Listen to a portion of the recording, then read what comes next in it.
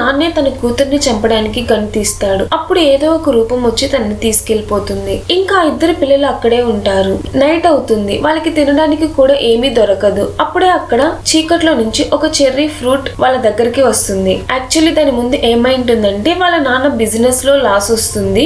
అందుకు తను సూసైడ్ చేసుకోవాలి అనుకుంటాడు. కానీ ఆ పిల్లల్ని వదిలేసి వెళ్లడం ఇష్టం లేక ఆ పిల్లలతో పాటు సూసైడ్ చేసుకోవాలని వాళ్ళని కార్ లో తీసుకెళ్తాడు. అప్పుడు ఒక ప్లేస్ లో యాక్సిడెంట్ జరిగి కార్ కింద పడిపోతుంది. ఇక్కడ ఇల్లు ఒకటే ఉంటుంది. ఈ ఇంట్లోకి వెళ్లి సూసైడ్ చేసుకుందామని అనుకుంటాడు. కానీ ఆ ఇంట్లో 20 years గా ఒక దెయ్యం ఉంటుంది. ఆ పిల్లల్ని చంపనివ్వకుండా ఆ దెయ్యం వాళ్ళ నాన్నని చంపేస్తుంది. ఇంకా ఆ దెయ్యం ఆ పిల్లల్ని ఏం చేయకుండా వాళ్ళిద్దరిని పెంచుతుంది. కొన్ని సంవత్సరాల తర్వాత వాళ్ళ చిన్నాన్న పంపించిన మనుషులు ఆ ఇంటికి వచ్చి ఆ పిల్లల్ని కనిపెడతారు. కానీ ఆ పిల్లలు ఇద్దరు సరైన ఫుడ్ లేకుండా చాలా దారుణంగా చేంజ్ అయిపోయి ఉంటారు. వాళ్ళిద్దరిని కాపాడి తీసుకెళ్తారు. కానీ వాళ్ళు పడుకోవడం కూడా కూర్చొనే పడుకుంటారు. ఎందుకంటే ఇన్ని రోజులు ఆ దెయ్యం ఎలా చేసిందో అలాగే చేసేవాళ్ళు. మనుషులు ఎలా ఉంటారని కూడా ఈ పిల్లలకు తెలియదు. వీళ్ళు వచ్చిన వెంటనే ఆ దెయ్యం కూడా వీళ్ళని వెతుక్కుంటా వాళ్ళ చిన్నాన్న ఇంటికి వచ్చేస్తుంది.